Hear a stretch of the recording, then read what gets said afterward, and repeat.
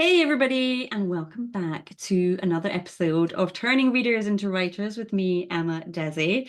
And today we are learning about PR for authors. And I'm going to be talking to Leah Paulos, who is the founder and director of publicity at Press Shop PR and Book Publicity School, and has worked at the intersection of books and media for over 25 years now, so lots of experience. Twice named a top PR firm by The Observer, Press Shop PR has worked on many notable books and #1 bestsellers, including March by John Lewis and On Tyranny by Timothy Snyder, as well as books by Ruth Bader Ginsburg, Neil deGrasse Tyson, James Kirchick, and Pulitzer finalist Samuel Friedman and Louise Aronson. So a real stellar lineup there. Leah has spoken on book publicity at Columbia School of Journalism, CUNY Graduate Centre, and as part of her regular workshop series, Book Publicity for Literary Agents. She began her career as a magazine editor at NYC-focused Glossy magazine in 1998, and she later worked as an editor at Condé Nast and as a freelance writer for dozens of national magazines. She made the shift to book publicity in 2006 and launched Press Shop in 2012. She graduated from Cornell University and now lives in Brooklyn with her husband and 2 sons. So my goodness, welcome, Leah. What an introduction. Well, thank you so much for that. I'm really happy to be here. That's a really expansive kind of CV you've got there almost. A lot of wonderful writers that you've worked with, books that you've worked on. And I was curious about what made you sort of make that transition from the glamorous world of magazines and Condé Nast to us humble writers. Yeah, well, I actually think working with authors is quite glamorous as well. Um, so, there were a lot of things that made me want a switch. I would say it was part I wanted to go off on my own. I am not suited to sitting in a cubicle 50 hours a week, so I wanted to figure out a different plan.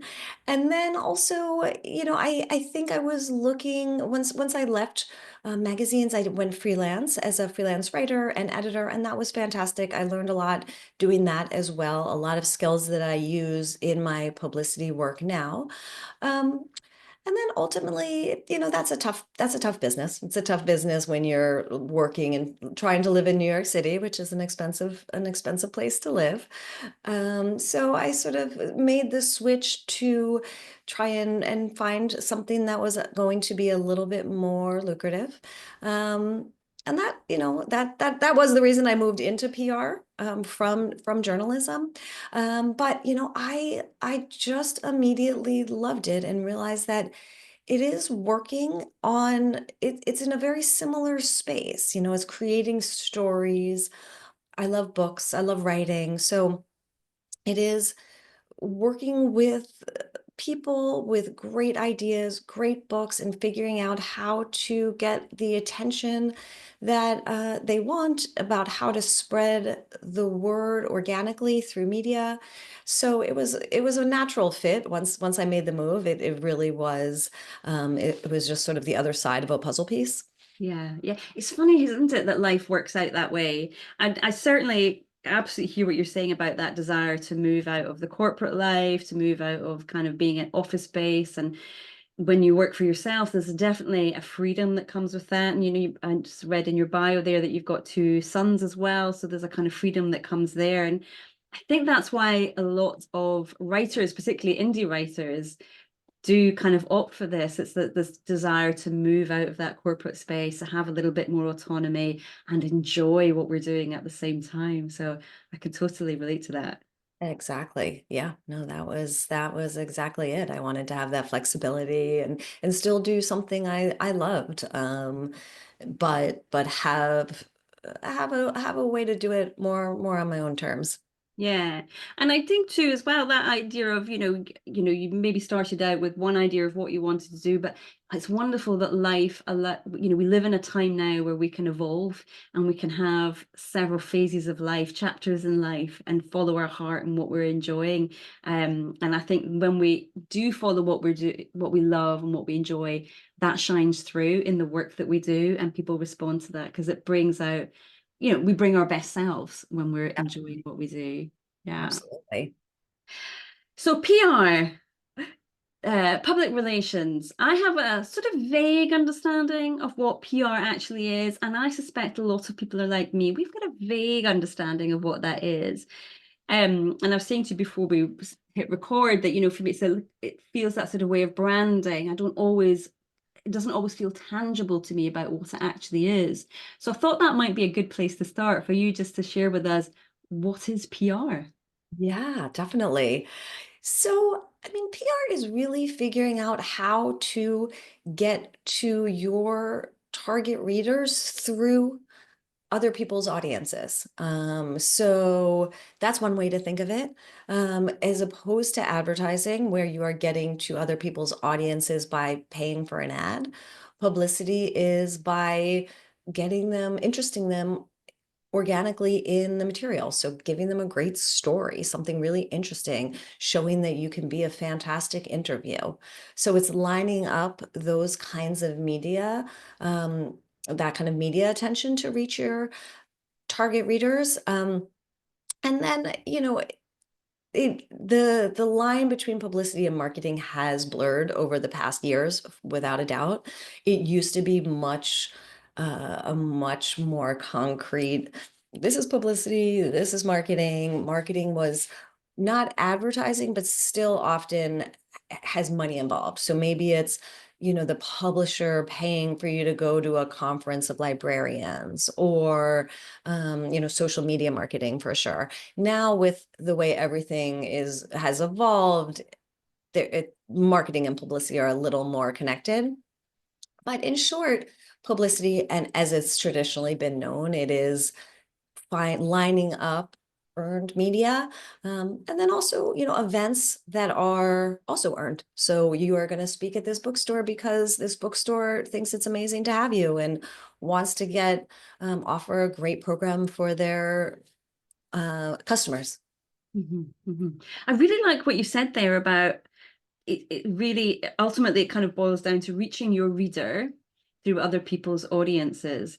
And that resonates with me a lot because as a book coach, I host an annual summit every year, and I bring people in and ask them to speak. And that is a real great way for me to reach other people's audiences and for them to reach my audience, whilst at the same time giving the registrants the opportunity to meet all sorts of people who might be of use to them. So I really love that way of thinking about it because it feels very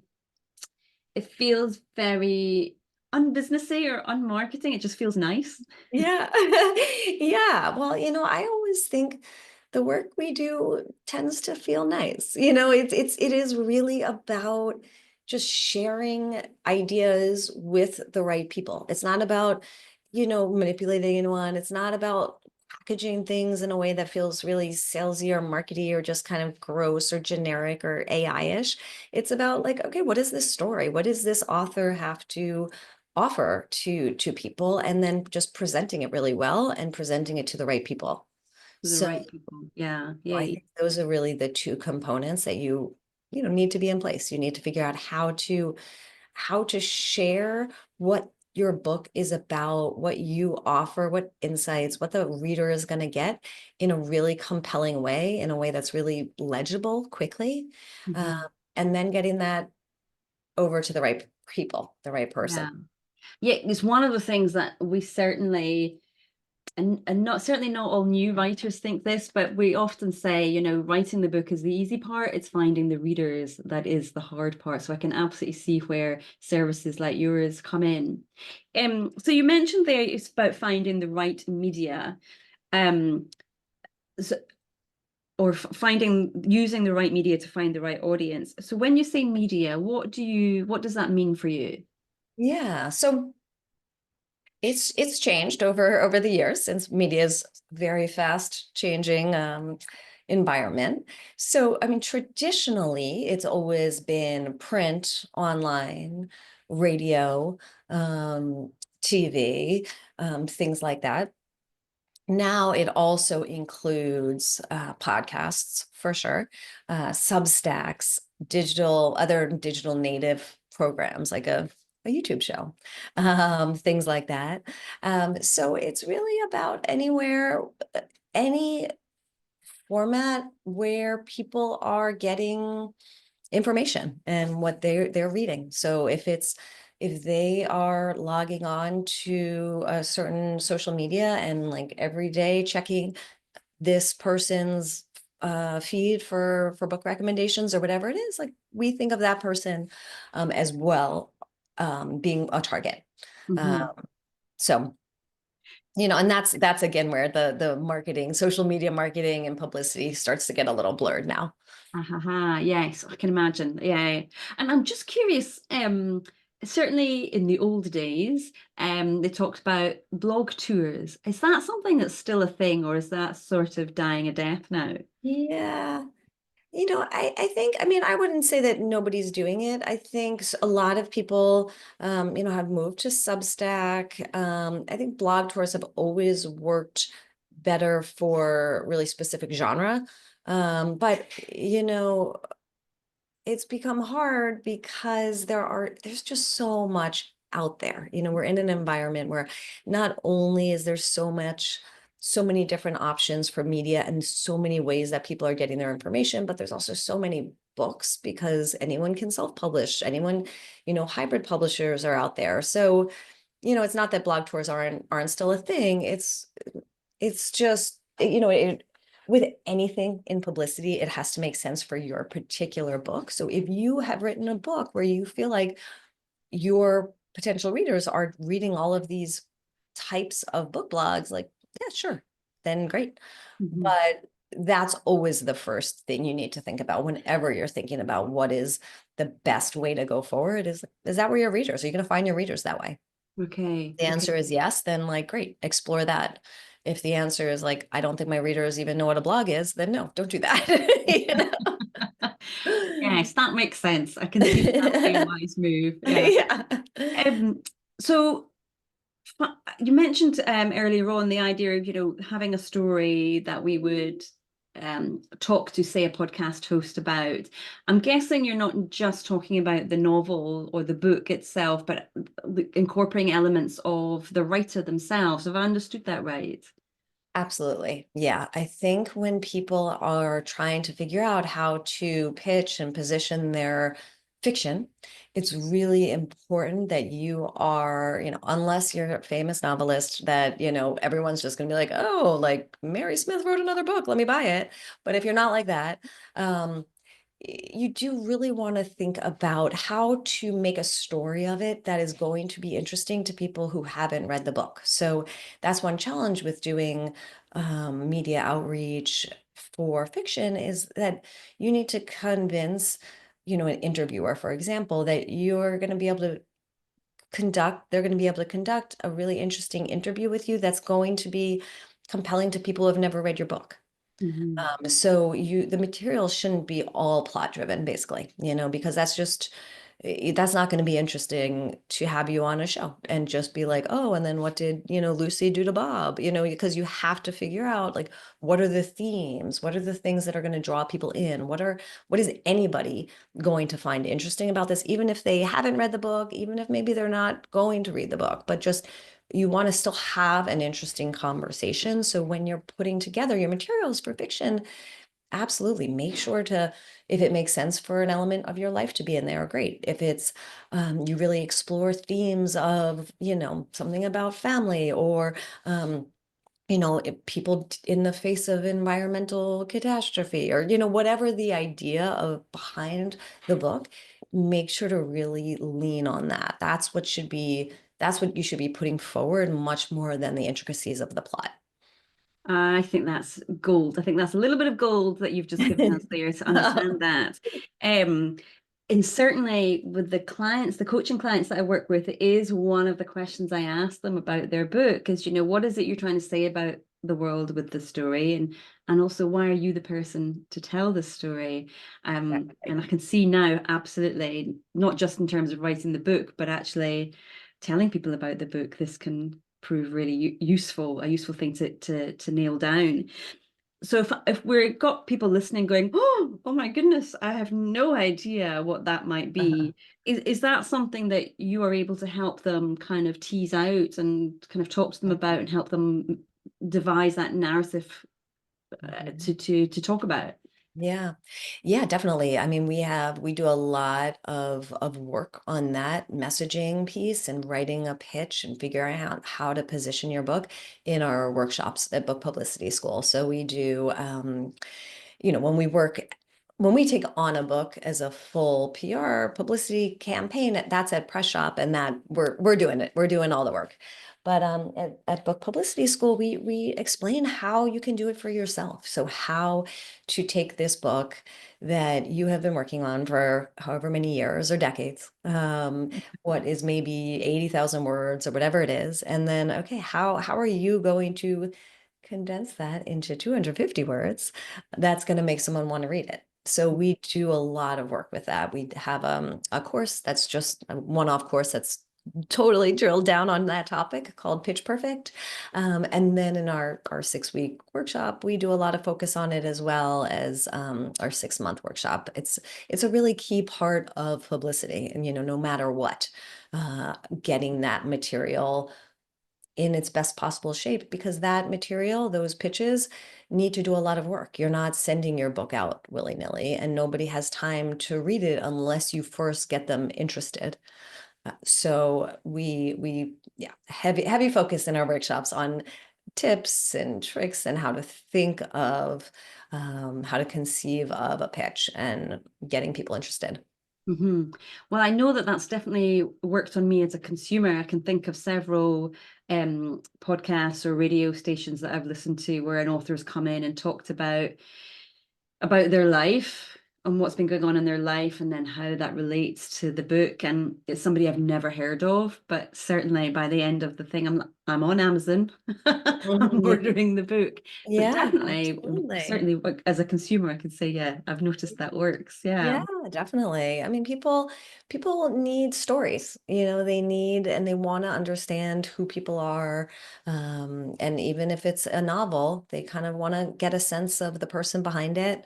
Mhm. Particularly if you're pitching for interviews, because if it's a straight review, then it can be more book focused. But if somebody's going to interview you, about your novel, who you are is going to definitely be a part of this story. So there should be a sort of coherence to that story.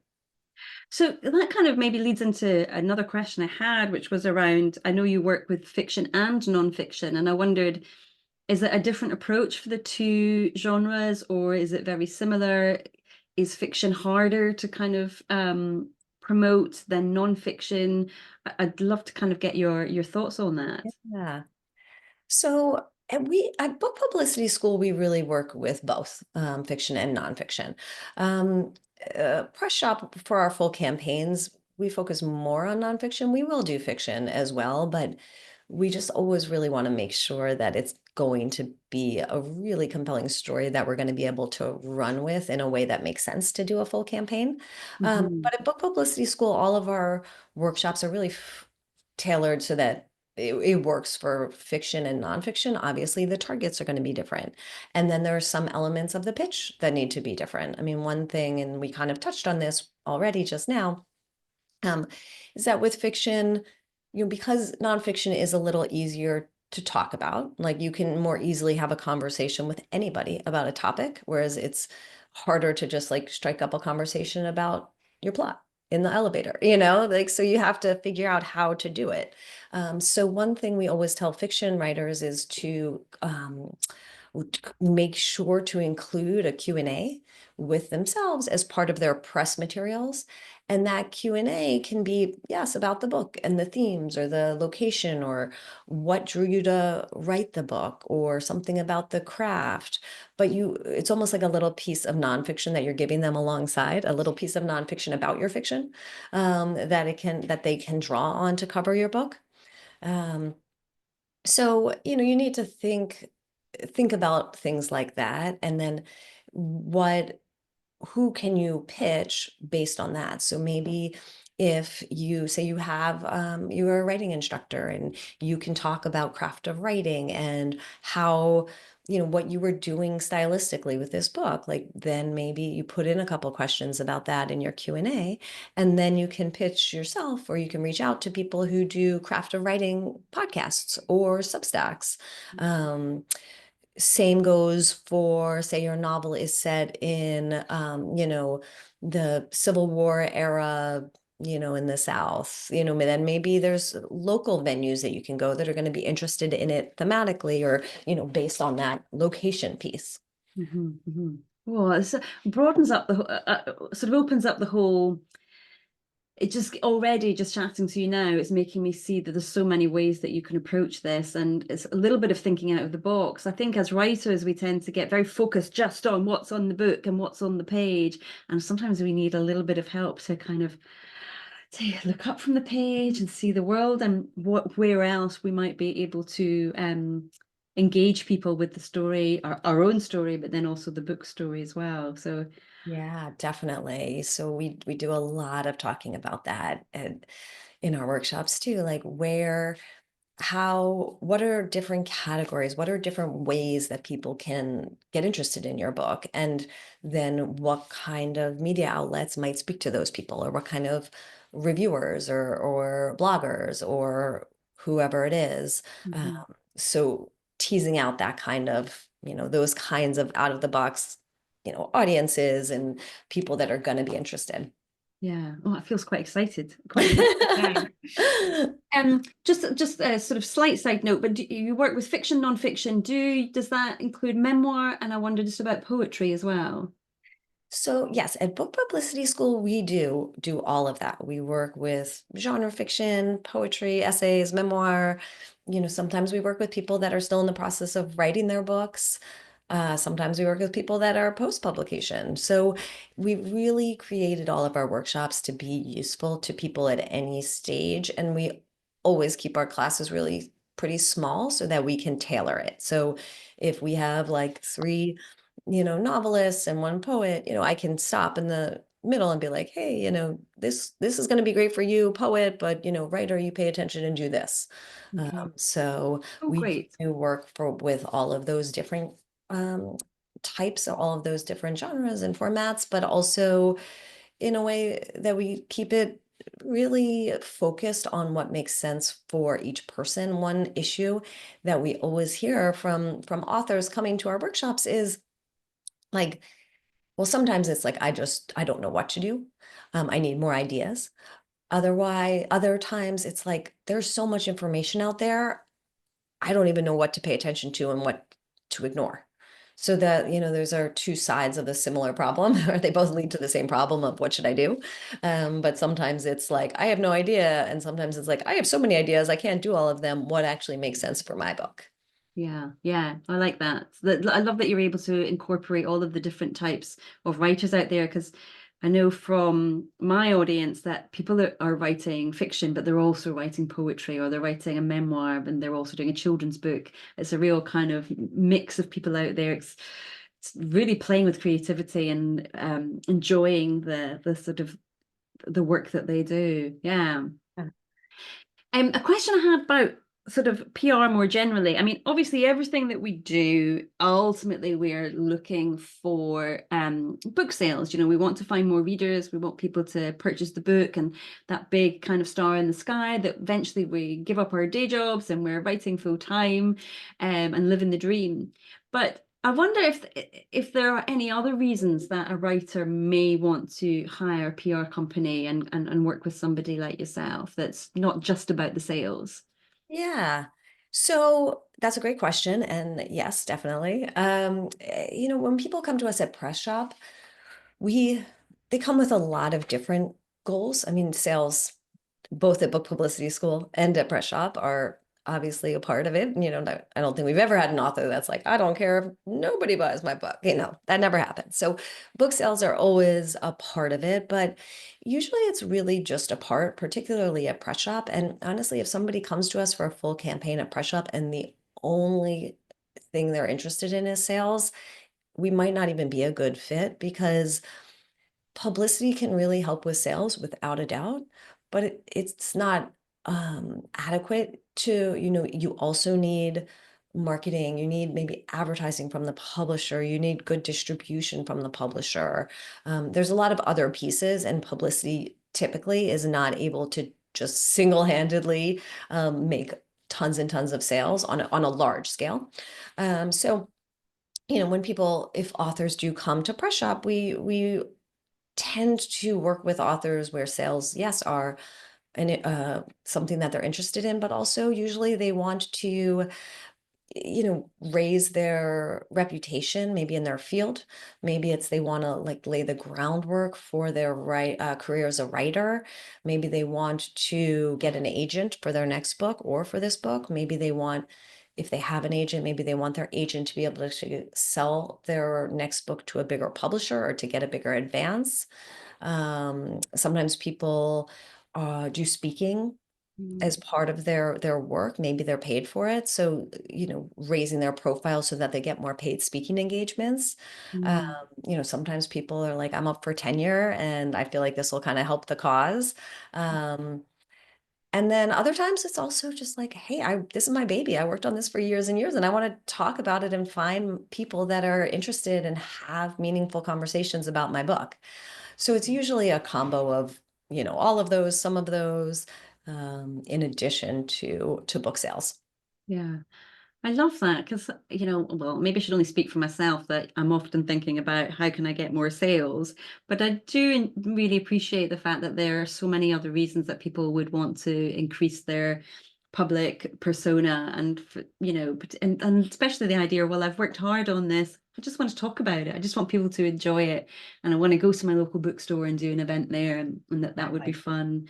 And, and for all the nonfiction writers who are looking to kind of progress themselves as an expert in their particular area and do speaking engagements or go to festivals or whatever it is, then it can really help in all of those ways and ways in which I hadn't even thought about until you said just now. Um, so you mentioned too that that authors at all different stages will come to you because that was going to be one of my questions. What was at if someone's thinking about it, at what stage is the best time to hire a company or liaise with a company to Mhm. do public relations? Yeah. So I would say it varies depending on what it is, what kind of service you're looking for. So if the kinds of full campaigns that we do at Press Shop, in general, they are mostly taking place in the 6 months before publication and after in general. Okay. But at Book Publicity School, it really varies. So a lot of people are in that year before our publication, I would say, is definitely a sweet spot for people taking the workshops at the school. But we also, have people, like I said, where they're still working on their manuscript or they're shopping it around to agents or to publishers. Sometimes people come with a book that came out last year and they're like, I kind of want to give it a bigger boost. I don't feel like we did everything that we can do. So it really works for any stage at the school, and it's because we always teach fundamentals at the core. Like, yes, we talk about like specifics, what's happening at this point right before publication, but a lot of the fundamentals that we discuss in our workshops and that we teach really have value earlier on as well. Because when you're thinking about, okay, how am I positioning this book? How am I going to write this pitch, what we had spoken about earlier in this interview?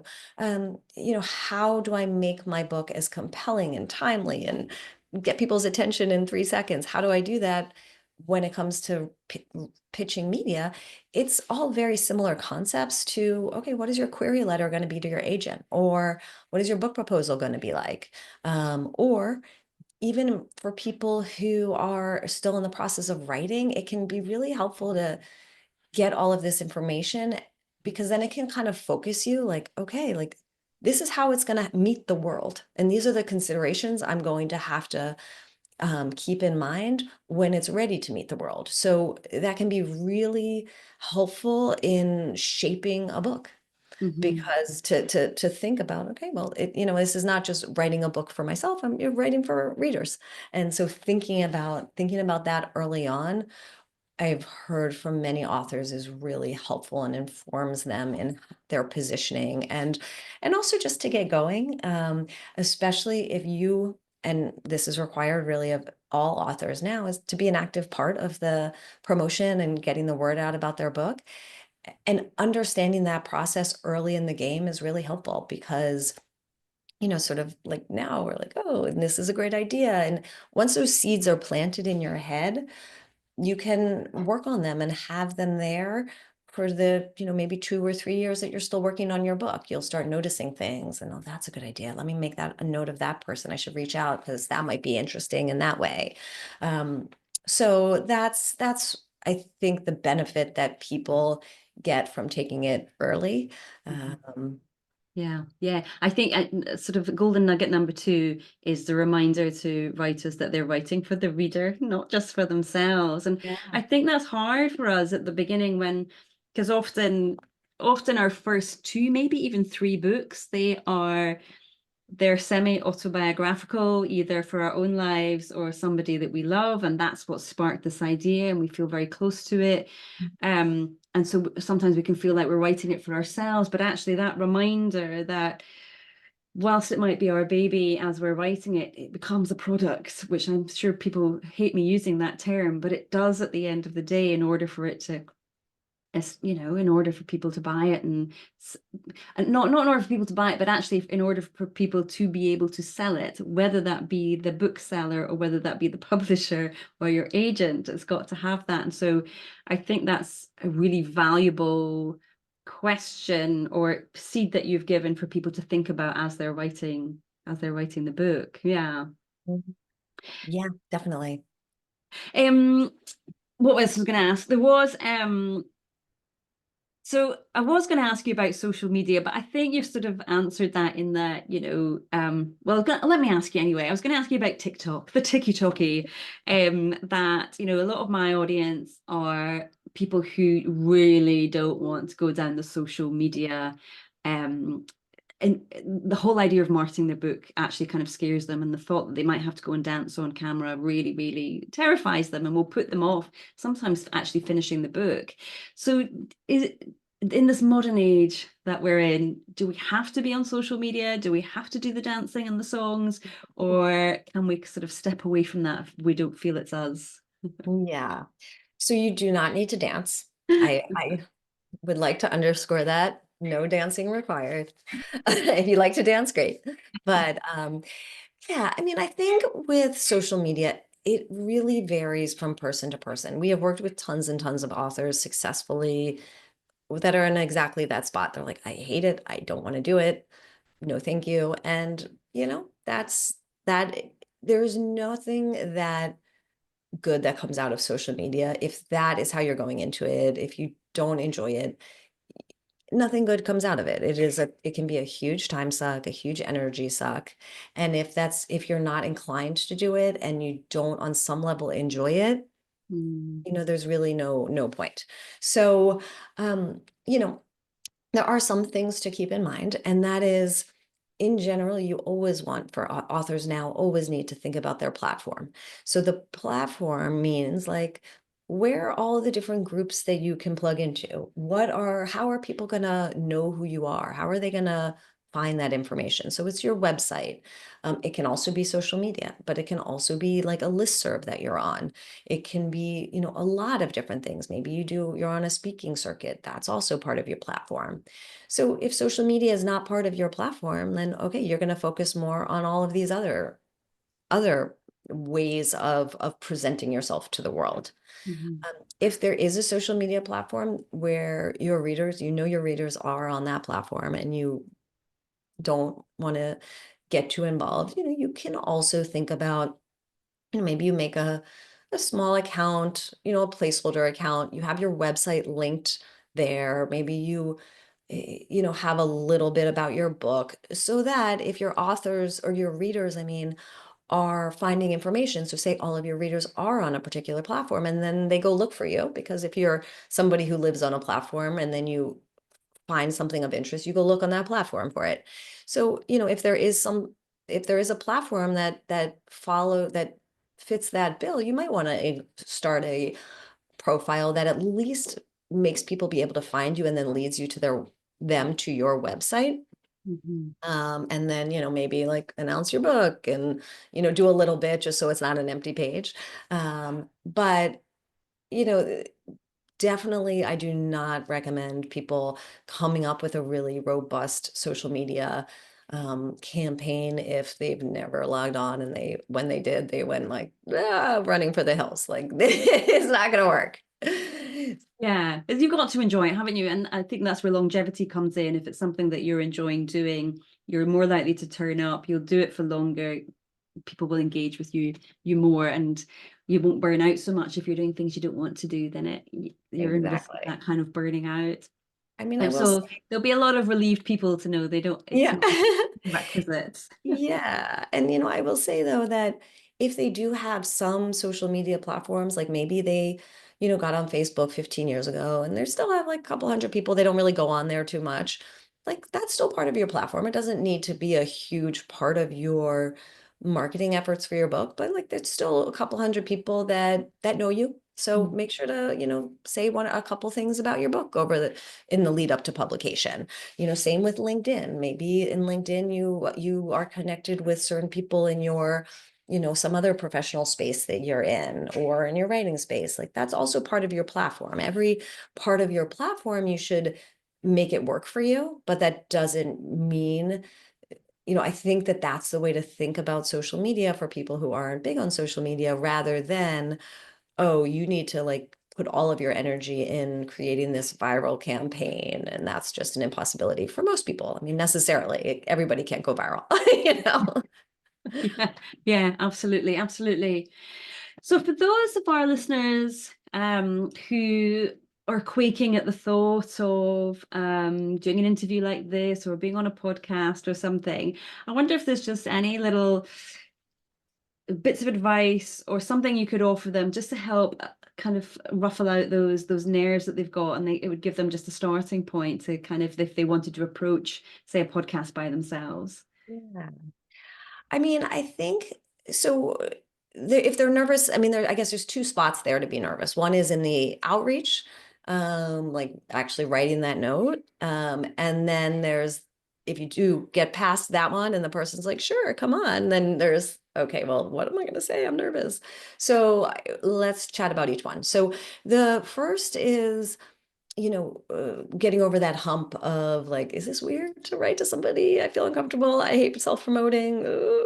For that, I would say, first of all, once you have a good pitch and you're confident in it, that really helps too, when you feel like you're putting forward a really good story.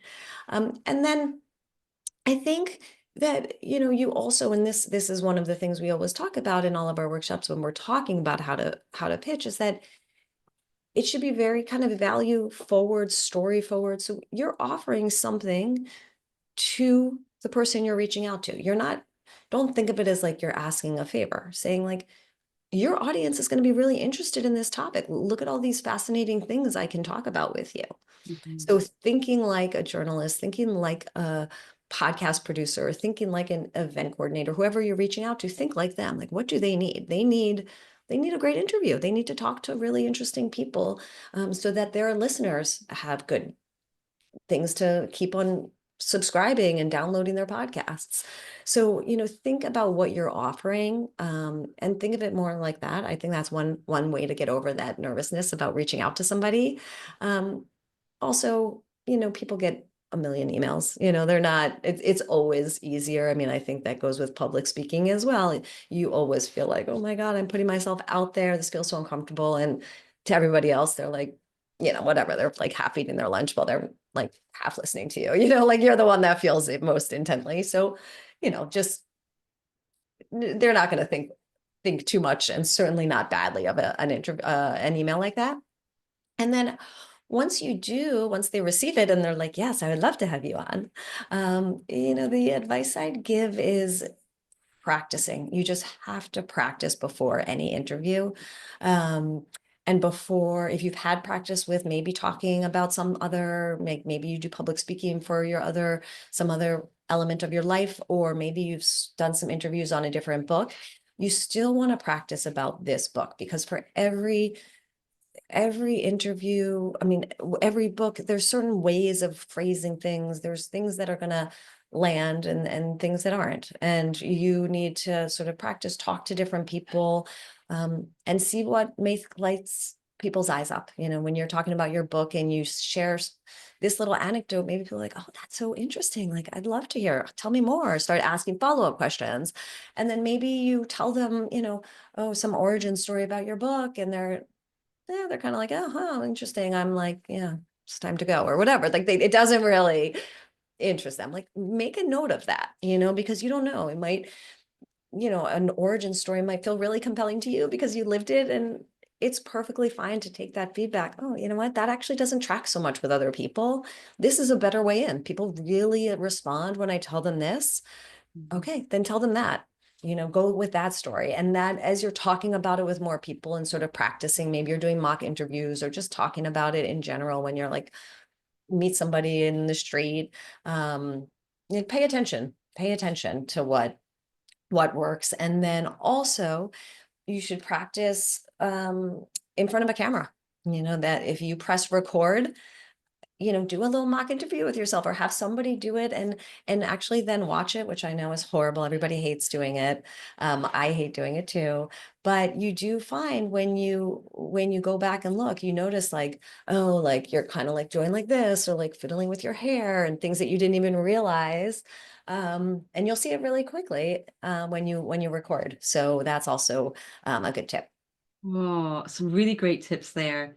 I really, and particularly the one about videoing yourself. So if somebody is a bit more introverted, especially having that practice of hearing yourself say things out loud, watching yourself, doing it in private where no one can see you, does Mhm. help kind of break the ice with it. So you're, and it's like that sort of thing where when people talk about sports people and they've got to imagine themselves on the court, they've got to imagine themselves scoring that goal.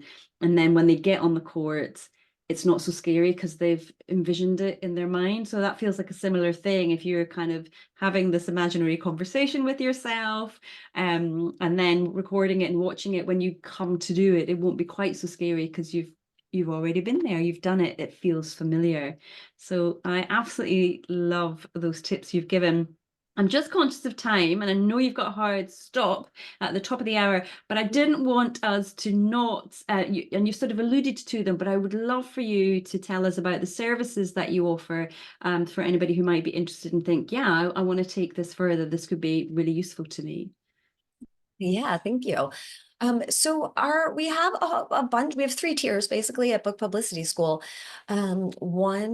The first tier are just the one-off courses where we just drill down on one particular topic. So I think one of the ones I alluded to earlier was called the Pitch Perfect class, and that's 90 minutes where we just talk all about how to position your book, how to think about it, how to write about it, how to make it as compelling and accessible to people as possible.